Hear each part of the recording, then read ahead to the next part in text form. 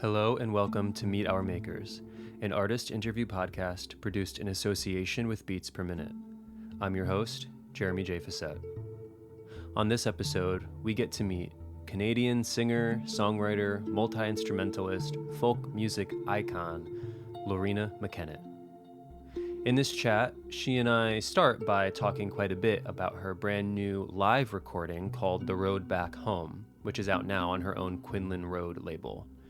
We talk about the songs she chose, the creation of these performances and the recordings of these performances, and then also how she distinguishes this album as a field recording more than a proper live album. We talk touring during COVID and all the trials and tribulations of that, her love of world traveling and how those travels have impacted her work over the years, and moreover, we talk about how she came to love and be a part of the Celtic folk music world, which is what she's mostly known for. We also touch on her expansive tour from this past spring, where she revisited her landmark album, The Visit, for its 30th anniversary. It was a little delayed because of COVID. But now we also want you to check out her tour starting in Europe pretty much in a week or so, her summer 2024 tour, which is commemorating the 30th anniversary of The Mask in the Mirror. So, needless to say, Loreena has been making vital, beautiful music for several decades now, and we had a lot to talk about. It was an honor and a pleasure that she was down to hang out for a little while and talk with me, so I hope you enjoy. Thank you for listening. This is me meeting Loreena Mckennitt.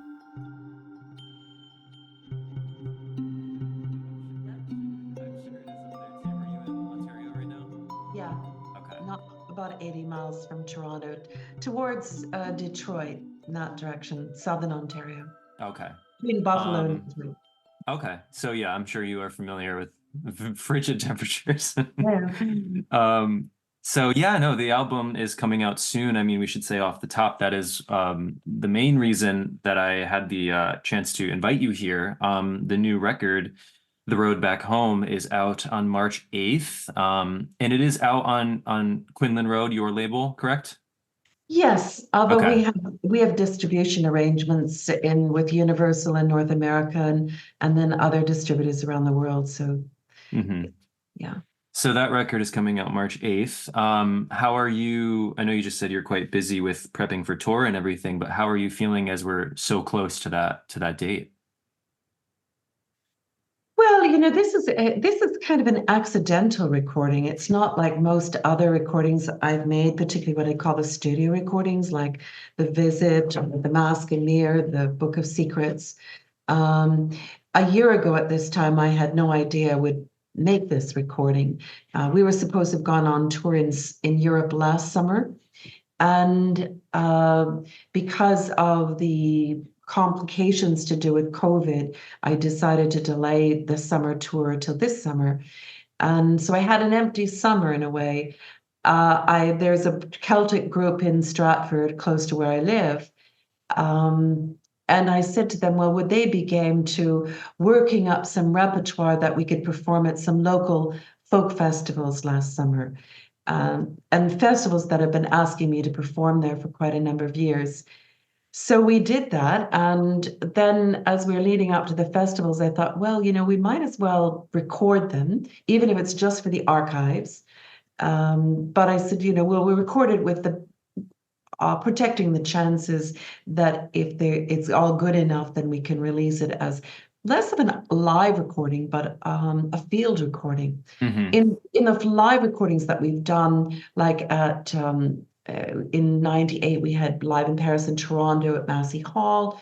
There's at the Alhambra in Granada, Spain, or the Royal Albert Hall in London.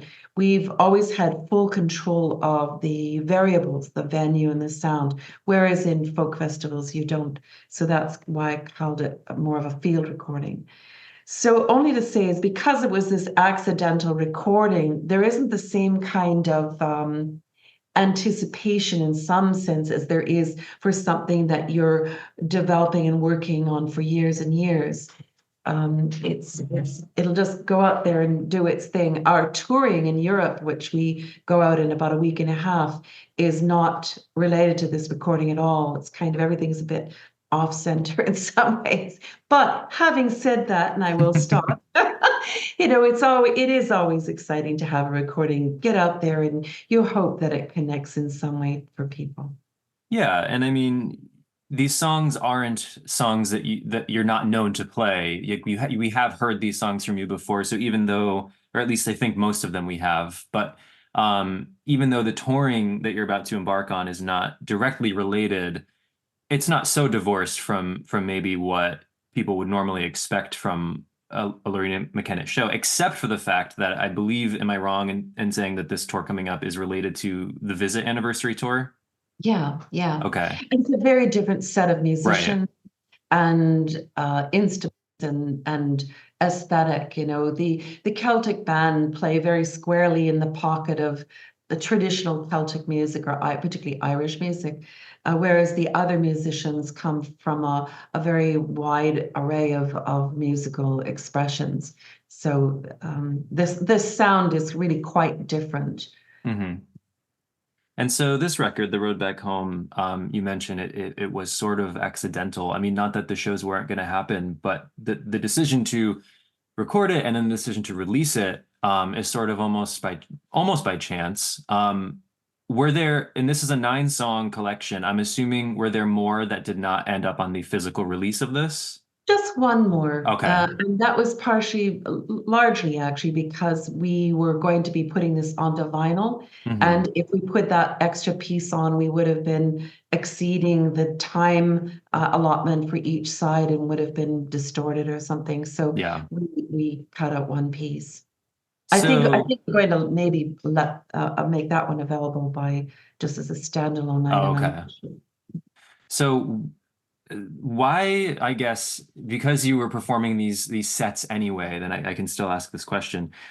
Why these songs? Why did these ones feel like the right fit for this excursion? Well, to be quite honest, they were pieces that all of them that I had learned and performed at some point in the past. It might have been the very, very distant past. Like Mary and the Soldier, I would not have been performing that piece much past, let's see, 1989 or Mm, 1988 even. Um, but I didn't have to, all I had to do was refresh my memory. I didn't have to go back and learn from scratch, memorize all the lyrics and so on. And for me, that it was a pragmatic decision as much as anything else, because I manage my own career and I kind of sit at the top of this, like an executive producer of all these strands to the business, and it could be the production of recordings, or it could be all these tours. So my time is very, very limited to function as an artist, actually. I would say about 75% of my time is as an administrative person, and then maybe 25% as an artist, which is not ideal, but it's what it's had to be. so these songs, would you say that they're almost like a self-portrait in a sense? Um, Not exactly. No, I think they're just pieces that I was drawn to, oh, in Hmm. isolated circumstances along the way. But a self-portrait, I wouldn't think about it in those terms. They're just pieces that I liked and that were kind of easy to play and sing. Right. And then it was great to have access to this Celtic group because they were able to broaden the arrangements and give more color and texture with the whistle and the accordion and guitar or the banjo in some cases. It was nice having that. Yeah, and there's a real palpable sort of camaraderie on these 9 songs between you and the band. I mean, I think there are 2 instrumental cuts, I think um, three, three three. instrumental cuts, Mhm. but it never feels like anyone's missing. It's just sort of this group effort. Yeah. Um, and I like that, and I like that for a live document too, because Mhm. it does feel very organic and it does feel lived in, which for you, a lot of these songs are quite lived in your own memory, in your own body, in your own mind. Mhm. Mhm. And I think that extends to the first song that came out, the Wild Mountain Thyme track. Mhm. I don't dare try to speak the, the Celtic name. I will probably get it wrong. Shebeg Or Shimmer. okay, Shebeg Shimmer. Shimor. Because that one, I like that one ends in sort of a sing along. And I liked something I saw that you had said that you felt like it was time to sort of invite people back to music.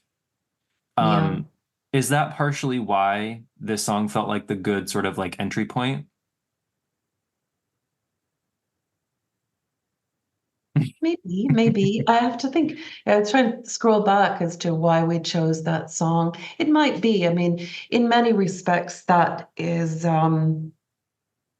the piece that embodies the most essence to me, historically and philosophically. That I feel that perhaps even since the advent of the radio, people have kind of fallen into being more of a spectator than a participant. While on one hand, you can hear things that inspire and excite you to learn an instrument, etc. But there's another part of the constituency that just says, oh, well, I don't have to do that anymore because I can turn on the radio, I can turn on the television. Of course, now in this era, you can turn on anything. And people have let their musical skills and curiosity and engagement go. I'm old enough to remember those days when, long before the internet, and how you were singing at school, at church, around campfires, on the bus to a sports game, and people knew songs. They could sing in harmony. They had fun, and there was this really unique sense of communion and union when you're singing with and playing with other people, but particularly singing. And this was driven home to me when I first performed at the Winnipeg Folk Festival. At the end of the festival of the 3 days, there as many artists that were around would come onto the stage, and we would collectively sing Wild Mountain Thyme, but in always with the audience. Hmm. That you wouldn't be singing that as a performance piece, but rather it was an avenue for collective engagement. So when we were on tour in the United States, actually, we're probably not far from your neck of the woods last fall. I sang this piece as the encore Hmm. and of my tour, and I said to people, now, I don't know how many of you know this piece, but if you know it and you know the chorus, I would really like you to sing along with me. And they did. And in fact, for me, anyway, it was real highlight of the whole event.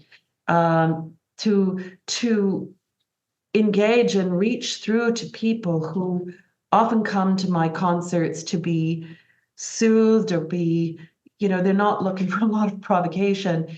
And we've all come from such a difficult 4 or 5 years Hmm. and living in it still, we might say, that it was really nice to have that moment. So the Wild Mountain Thyme, I think, was the most familiar and accessible piece, but also had those added dimensions. Yeah, there's a sort of, as you say, communion and union. I like that idea because we do often sing along at concerts, but it's not always invited, for lack of better words, you know what I mean? Right? So this idea that you're sort of almost prefacing it with like, I'm gonna do this song, and I really, really need and want you to to perform it with Yeah, me. yeah. Because you're right. Well, I I was put the just gonna lyrics say, in the program. I put the lyrics in the program. oh, good, good, good. Yeah, sorry, go ahead. No, I was just gonna say because there is sort of that uh, the sort of bygone thing where you're right. Like people used to sing more and people used to engage with music more, and now it's so insular. And Yeah. I like this idea of sort of reaching back out and inviting the audience back in to the conversation. I think it's a real discovery for those who have never sung with people, but kind of new. It's a very new sensation. It's a very vulnerable, actually, sensation to find yourself singing at all. But at least when you're singing with a whole group of people, you're not sticking out. Hmm. And I think people discover something about themselves, even their own humanity about it. And those who are familiar and comfortable singing, Oh, they would sing right out. They knew what to expect. They knew that feeling was coming. Mm. And it's a very, very different feeling than sitting as a polite audience member watching somebody else perform. It's a very different psychology. Yeah, and conversely, I mean, I've been at several concerts where a singer, artist, or band will come on, perform for 45, 55 minutes, say nothing, and leave. Yeah. And that has its place, but Yes. you're right. There is a sort of like forgotten other way you can do things. Yeah. And I mean, letting the audience in is one thing, but I mean, you do have, and I've listened to this record, I've listened to a couple past live records, and even on your studio records. I mean, there is such a synergy between you and the band. What is Mhm. it about performing alongside other people that still sort of excites you and keeps you interested in doing it? Well, I don't know. I mean, I started my music lessons when I was 5, and piano, and I sang in a children's choir from that same age. So I've been singing most of my life and playing music. So it was, as I was growing older, it was built into my DNA practically. Hmm. Um, so getting to how I can perform it, and with very, very fine musicians, the ones that I regularly, like Brian Hughes out of Los Angeles or Hugh Marsh out of Toronto, Caroline Lavelle. I mean, these are all extremely, extremely talented musicians with who are versatile.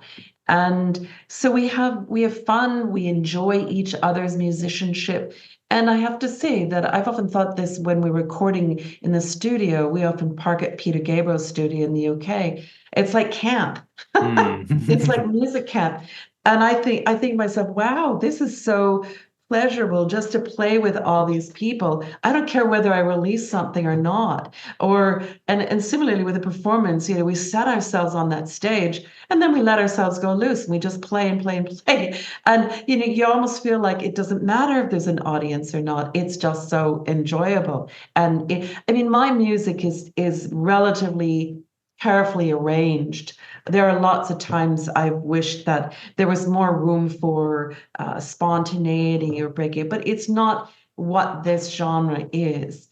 And the whole Hugh, when he goes performs live, and we do pieces like Santiago or Marco Polo, he goes off on great tangents, and that's pretty exciting. But I think it's just when you are able to work with such a strong group of musicians and you enjoy that collective musicianship, that the sum of the parts is so much greater than the separate pieces. It's one of those things. Yeah. And I mean, you tour quite often. You just mentioned you are about to go back to Europe. You also mentioned the past few years. You are, I think, someone who seemingly got back to touring after or during COVID a little bit sooner, maybe than some other folks were. And I mean, Yeah, not in any kind of way, just like I was looking through some of your past tours, and it seemed like late 2022, early 23 is when you started doing the Visit tours. yeah. And the Visit is, I mean, I think inarguably one of your more well-known records, one of your most well-sold records. And you were out on the road sort of celebrating its birthday, so to speak. Um, Okay. it- what was it like to when you were first going back out on tour? Was there a lot of trepidation going back out? Well, the trepidation really came from just really primarily the consequences of any one of us contracting COVID, and Mm, especially me, because yes, we went out in September of 22, and that was just in Ontario and Quebec. It was a short enough tour that I wasn't hugely financially exposed in the event that, I mean, the thing about tours, you have to start building them at least a year out. You have to start putting holes. So you're putting holes in venues a year out, and yet a year in COVID times could be who knows what. hmm. Um, so I decided just to go out in a very short stint to see how things would go.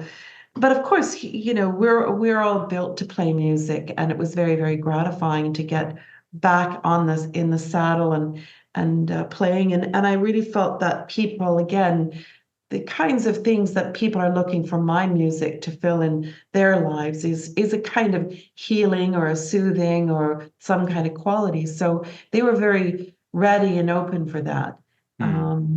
So that then this past fall, when we went out in the US and 4 dates in Canada, it was that all over again. But because I as I mentioned, I've run my own business, that in like this tour that we're just getting ready to go in Europe, I put up, well, the first thing to know is there's no insurance company that will cover me or any of my expenses were I to get COVID. So right now, in these weeks leading up to this European tour, I put up $500,000 to secure the buses, the trucks, the sound equipment, and all of this kind of stuff. So I'm exposed that amount of money. So if I get COVID the very first week or something, it's financially devastating, Right.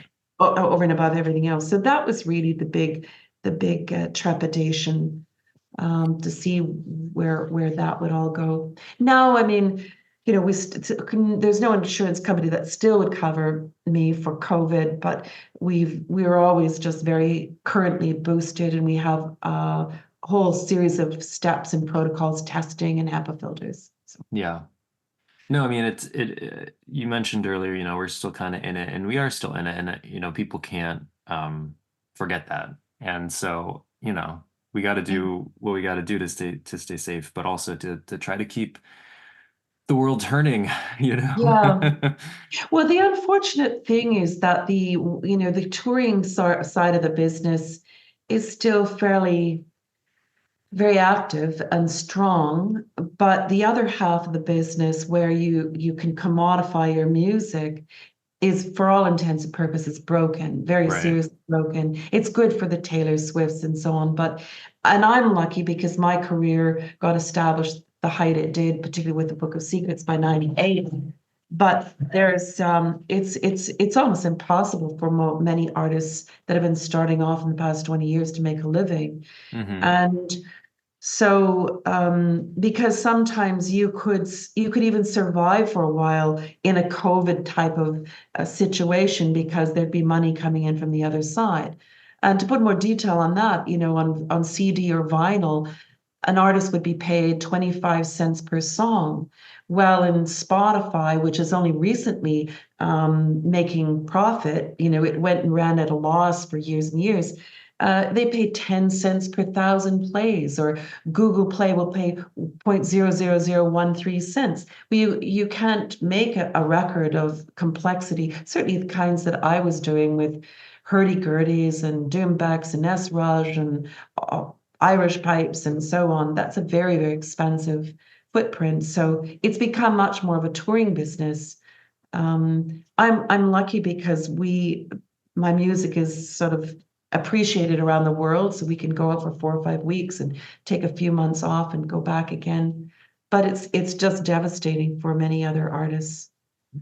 Yeah, I've talked about this a lot on this show because everyone kind of has their own experience with it, this sort of flawed and broken system that we've found ourselves in. Because you're right, I mean, people at the height of popular stardom, like a Taylor Swift or I don't know, a Beyonce style sort of level, they do make money from Spotify because they're millions upon millions upon millions of plays. But for almost everyone else, it is such a different hustle now. I mean, you are celebrating an anniversary of a record from the 90s. If someone was trying to celebrate a record from the 2010s, it would not have necessarily the same impact financially anyway. No. So yeah, you and many others who kind of got in before this, I would hope, are feeling a little bit more fortunate. Yeah, I mean, no, but I'm lucky. I'm gonna be fine. I'm totally fine. I could quit tomorrow and I'd be totally fine. I just feel it's a tragic for other artists and of course the Mm-hmm. rest of the population. But I think it speaks to also the time that we're in, that we're realizing that these big tech companies have managed to destroy not only the music business, but they've harmed children, and now it's decimating our democracy. So I think that people, I was just listening to a radio phone-in program today about people in the gig economy, and Mm-hmm. whether it's Uber or Dash the Dishes or whatever the hell they called. It's like the Industrial Revolution. In fact, Brian Merchant, who writes for the Los Angeles Times, he's a tech writer. He's just published a book called Blood in the Machine. Boy, if you want somebody on your program to talk about this, he's your guy, That's good to because know. this is a very, very topical thing, is how the unregulated tech companies are causing, again, it's a kind of impoverished system like what the music industry is known for 20 odd years. But it's grave because it's happening so fast and people have so few options. Yeah, absolutely. And I mean, you are, like we said, I mean, you got in before this, and so now you do get to go around and almost outside of the machine and perform wherever we'll have you and wherever you want to go. And I think audiences still come because they've been there. Well, and it was at a time where you could get a critical mass of people, Right, because there wasn't this thousand millions of little cylinders or whatever, of people's social media things. right. And so you could get a critical mass of people experiencing something together at the same time. That really is a hallmark of those that are my vintage, James Taylor or Joni Mitchell. I'm about 10 years younger than they are. I just turned 67 on Hmm. Saturday or whatever. And but it's a hallmark of a time where the Greeks have a wonderful word for this. It's called agora.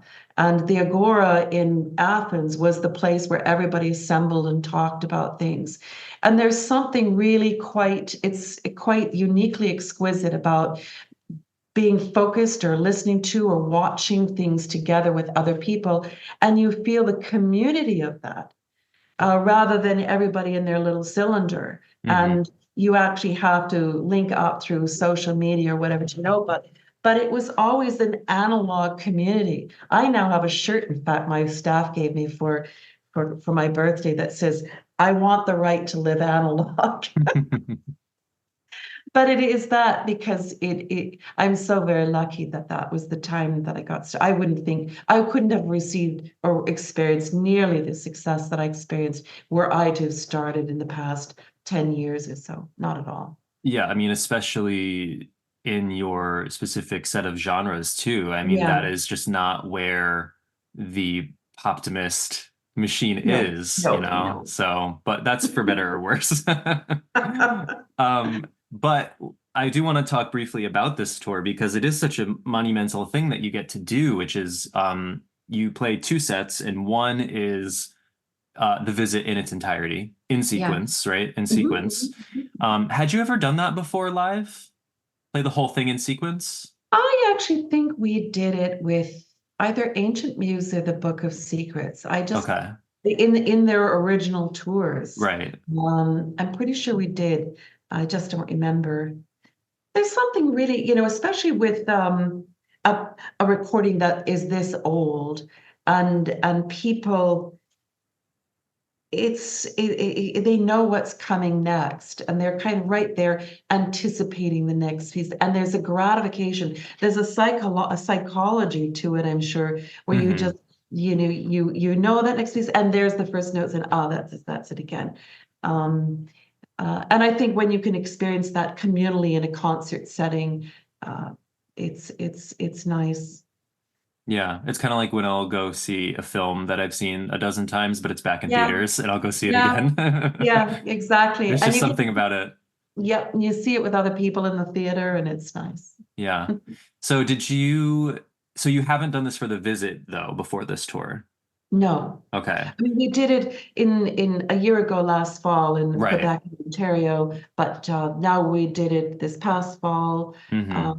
Now we'll do it in Europe, and Yeah. Yeah. So when you went back to start planning and rehearsing and then performing these 9 songs, did you feel like you were sort of rediscovering anything or learning anything new about the visit? Now, when you talk about the 9 songs, are you talking about the road back home relative to the visit, or are you talking about the visit? I'm talking about the visit. Yeah. It is 9 songs, Um, right? it could be. I can't I don't know if remember. my memory's betraying me. You probably know more than I do. Um, yes, I mean, what I found really quite interesting was I know where I was coming from at the time, why I was attracted to some of those pieces or why I created some of those songs, and that they are still relevant to me today. That's always the worry, is that they're kind of like you think, oh, well, that was then and this is now. But and in particular, let's say pieces like Bonnie Port Moore, I was really it, which is not a very well-known traditional piece at all. I found it in a secondhand music book in a secondhand bookstore in Montreal, and I thought, wow, what a fantastic piece. But that it's like 150 or more years old, lamenting this decimation of this significant tree on the property of Portmore, but also referring to a practice that England, when there was in control of the most of Ireland with absentee landlords, etc. They were cutting down a lot of forests for shipbuilding. And once they finished Ireland, they came to Canada. And they came to Ontario. And so they're in a time where we're struggling with the environmental and climatic emergency. This is a really important piece of the historical jigsaw puzzle. It's in a similar vein, the old ways. When I went to Ireland for the first time around 1981, and I would travel to the West Coast, and I found these traditional sessions in County Clare, and Ireland was like a second world country. It wasn't really a first world country. It wasn't a third world country, but it was like a second world country. And it was February and it was cold and dark, and I'd go into these pubs and hear some of the music and people playing more than they were singing. But there would be a farmer sitting at the bar with his pint of Guinness, and he could recite like a 26 verse poem. Hmm. Um, and then I remember what was his name? Michael Russell, that's right. He was a whistle player, farmer in the neighborhood of Doolin. And I remember at the end when they closed the O'Connor's pub one night in Doolin, he said, Loreena, do you want to go step dancing at my cousin's place in the, we'd be going to somebody else's house and step dancing in their kitchen. Yeah. And I remember coming away from some of those experiences saying, I wonder how long this fabric of human interaction will last. And then 10 years later, I'd be going back to Ireland and I'd look back and I'd see this slow erosion. The more dominant television was and so on, the erosion just continued. People reverted back from participants to spectators, and they lost all that capacity. I mean, they Hmm. didn't, thanks be to God, because in Ireland, they've really worked hard at protecting and rejuvenating certain mechanisms to continue the public's interest and support in music. But that was so much the inspiration behind the old ways. So now when I think of this time of the internet, uh, it's that I feel that in spades. I sing that song each night as if it's the first time I sang it, Yeah. because it's something that I feel strongly about. So, yeah, I mean, The Lady of Shalott, for example, I gravitated to. I love the pastoral nature of it. I was interested in its connection with the Celtic and the King Arthur and all of that sort of thing. But there's a verse in that talks about the reapers reaping early amongst the moonlight. It's beautiful. The imagery is so beautiful. And I live in the country and I'm a very outdoors kind of person. So yeah, these are just little things that I attracted me to them then, and it still does. Yeah, it's funny when people go on anniversary tours or just kind of pluck an old song out of their catalog to play live and just see how weirdly prescient it is and how timely it is and how relevant some things still are. So that's a really interesting lens to have. And I'm Hmm. glad you touched on Lady of Shalott because I had a question in my notes about your literary references and things you've borrowed because you are known beyond your original songs. You're known for traditional Celtic and English, especially folk songs. But you do borrow songs from literature and Yeah. theater and poetry. And I, as a high school English teacher, Ah, good for am you. especially interested in how you land on these things. Like for Uh-huh. example, you mentioned Lady of Shalott. You've also done a whole song out of a speech by Prospero from The Yes. Tempest, Yeah. which sidebar, very underrated Shakespeare. I wish I could teach it, but no one ever wants to teach The Tempest. I don't know Oh, why. I But was in a how? production of The Tempest here at the Shakespearean Theatre in 1982, actually. Oh, you were in it? I was in it. I sang the part of Ceres. Oh, cool. Yeah, I worked on a production of it in when I was a freshman in high school, Yeah. and that's the only theatrical experience I've had with it, but I just thought it was really fun and interesting and so unlike so many of his other plays, which maybe that's why we don't teach it in high school. But anyway, how do you end up though finding a piece of literature and thinking, I need to make this into a piece of music. Like with Lady of Shalott, you mentioned you were Yeah. drawn to the imagery. But you have a lot of Yeats poetry that you use. A couple Shakespeare's Prospero speech is just one of them. So Mhm. what's that connection like for you? Well, it starts with me feeling that my lyric writing is not the strongest thing that I do. There are some pieces I'm happy and proud of, but most of them I feel I can see me really struggling. So out of a pragmatic move, I think, okay, I'm going to go to the experts, even if they are dead. Mm, I'm going to go to the experts and see how they capture certain sentiments, and so. Um, each of them have a little bit of a different story. The Stolen Child, for example, that I put in my very first recording, Elemental. I had been asked to perform at the first Toronto-ish International Authors Festival, and the director had said J.P. Dunleavy was going to be one of the authors attending, and could I set an Irish poem to music that I could sing in that evening where they were being interviewed. So that was why by that point, this was about 85, 84. I had already traveled to Ireland and I was studying Irish history and blah, blah, blah. But so I've also felt that in that older way of living, in the bardic tradition, um, which is still alive in some places. I was in Kazakhstan about 16 years ago. They still have a whole word in their vocabulary about bar. That it's about storytelling. Goes back to the farmer on at the bar with his pint of thing and storytelling.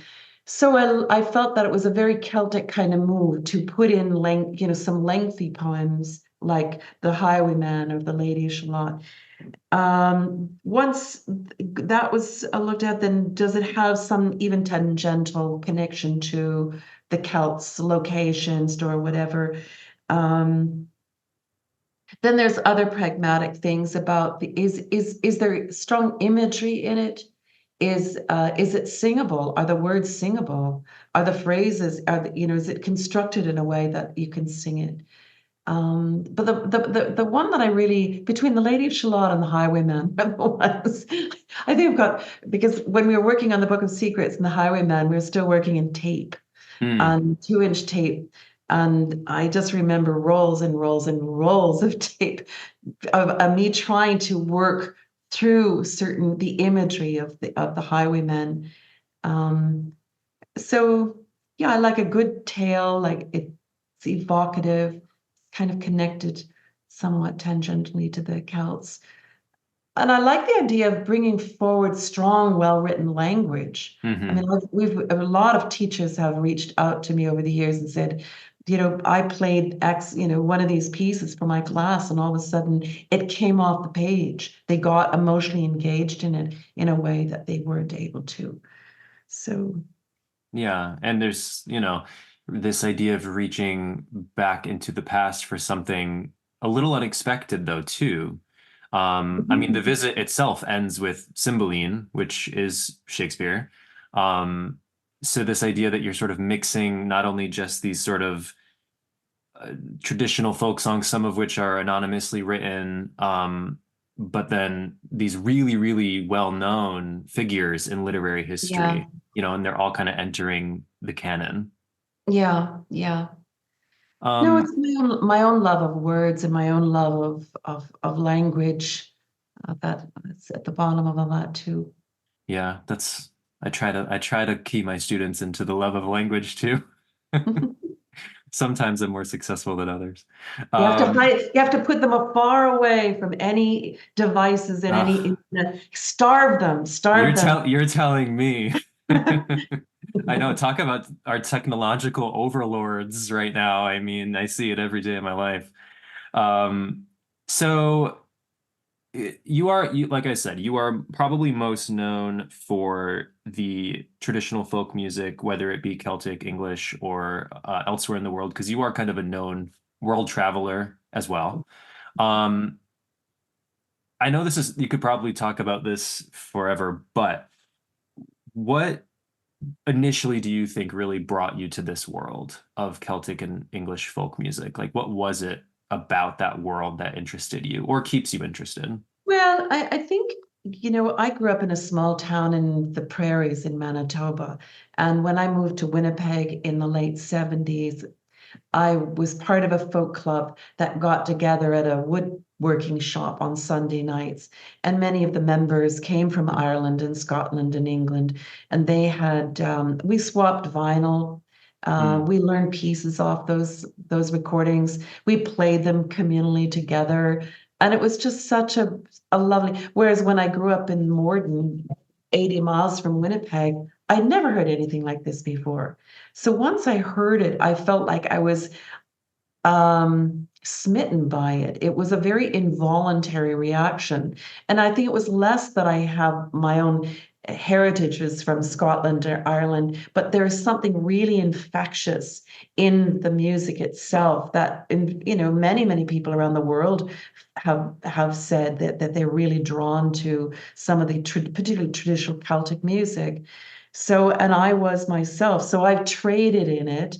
I've gone on to write different kinds of music. It still creeps in and seeps in from time to time, the more traditional side of things. But I think there's something really infectious in the music itself. It's not unlike some Middle Eastern music. Hmm. Mhm. Were you ever, like, especially in the early days, were you ever worried about engaging in this world of music despite being from Canada? Or was that never a concern? Oh yeah. Well, I mean, um, as the years went on, I become more aware that I wasn't singing songs from Morden, Manitoba. I was singing songs or doing music from abroad. Hmm. Um, when I was in Ireland, they didn't seem to be particularly territorial. I'd sit Okay. in sessions in Dublin, and uh, you know, um, the English seemed to be a bit more territorial, but less so the Irish. Hmm. Yeah. I don't know anything about these worlds. That's what piques my interest.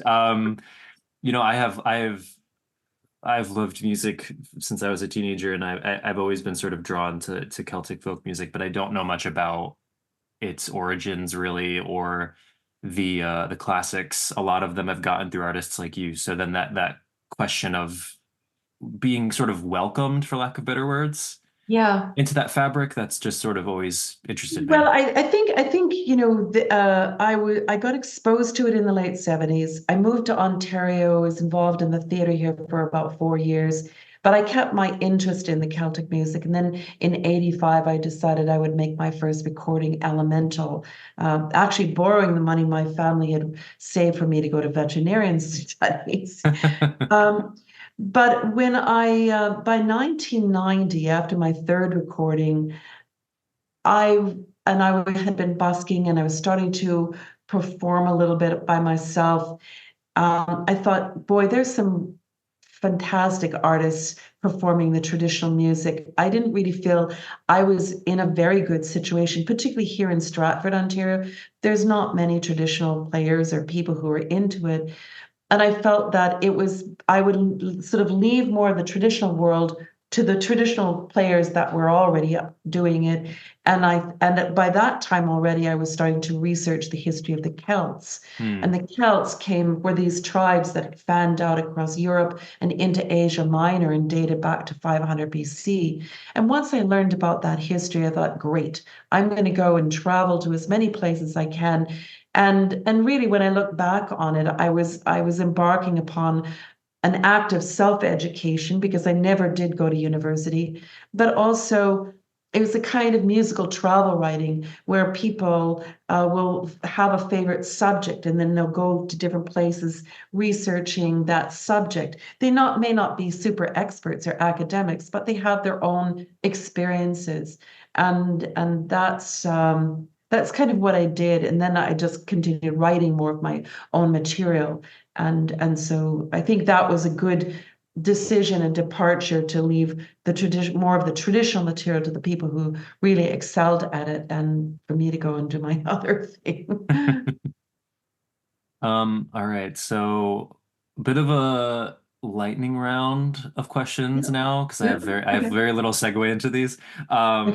So I was trying to do a little bit of research for this to find out anything that I didn't know as a sort of a casual fan, and I had not realized that last year you were inducted into the Canadian Songwriters Hall of Fame. Yeah. Not to embarrass you, but what was that experience like? That's some good company. Yeah. I mean, yeah, I felt they were very generous.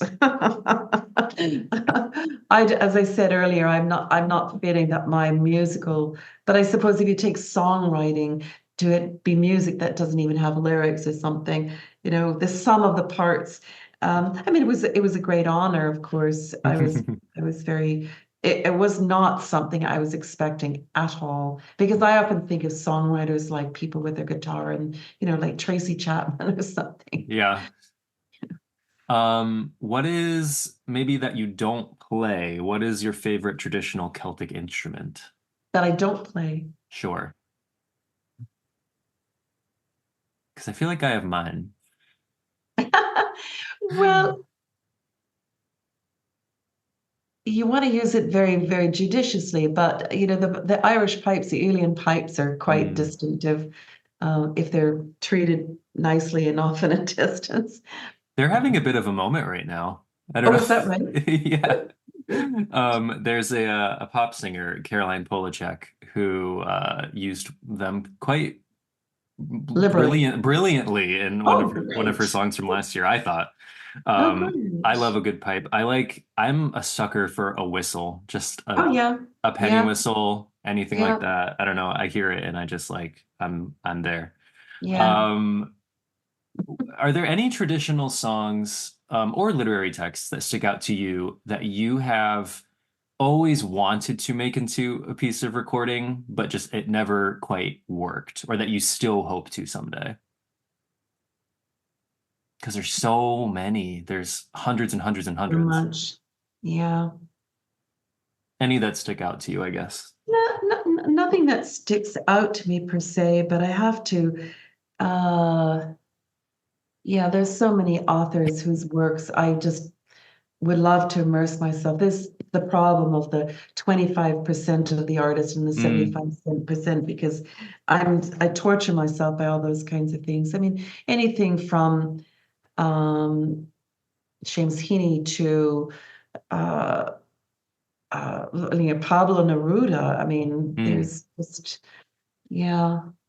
there's almost too much beautiful language in the world. Yes, yes.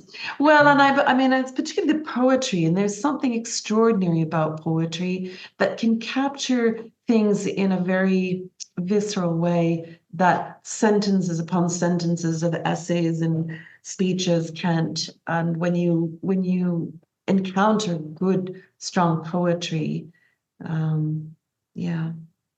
Sorry. No, it's fine.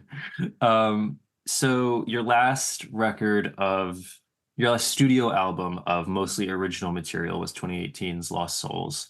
Right. I know you still play a few of those live sometimes. Um, but you've had this new live record coming out. You've had the winter themed live record from a Yeah, couple the years Under ago. Winter's Moon, yeah. Um, do you think we will get another original-ish album? Well, I traveled to India a handful of years ago and spent about 2 weeks in Rajasthan and did a lot of research. And Mm, I mean, there were so many great things that came out of that trip. The unfortunate thing is, as I said earlier, that part of the business is broken. yeah, So even though there's so much inspiration, I would die to go park myself at Real World and just work on things again. But there's not a business argument to do it. And so yeah, um, it's so tricky. Yeah, yeah, it's very sad in a way. It's very because it's one thing to say, I've had a good run of it. I don't really have any other ideas.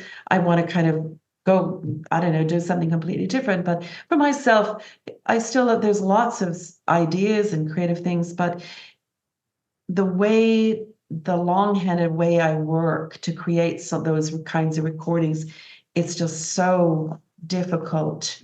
Um, it's so difficult to make it work.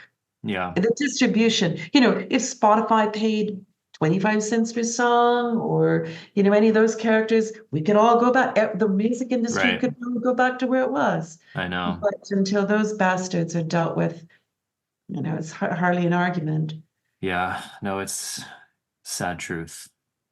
We'll But still ask Congress and the House and our parliaments get yes, please fix something. Even just a little just a bit. little. Yeah. Just fix it a little bit.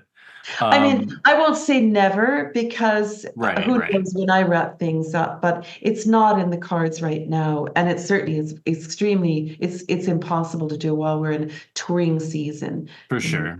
yeah. Yeah, that's totally fair. Um, so remind me, when does the European tour begin? Roughly? Well, I think our first date is in Eindhoven on March 6th. We're in Okay. Eindhoven. So we fly over a week from Saturday and we rehearse in Dusseldorf for a few days. And then in Eindhoven, we've got German dates and Swiss and Italian, blah, blah, blah. Yeah, no, it's a big tour, and I hope people buy tickets if they're not sold out and go see it because I mean it's a long show, it's an enveloping show, I'm sure.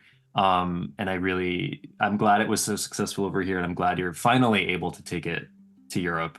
Yeah. And the new record, the field recording, as you call it, of these performances, The Road Back Home, is out March 8th on your own Quinlan Road Records. Mhm. And I hope people enjoy that as well. Thank you, Loreena, for Thank talking with you. me. It's been Yeah. quite a pleasure. I've been listening to your work for many years, so this is Wow. quite a joy. Thank you so much, and all the best in your English class. Oh, I'm thank you. I'm glad to meet a man who's engaged in it and a teacher who loves it. So I do. I your appreciate students, that. no doubt, are very lucky.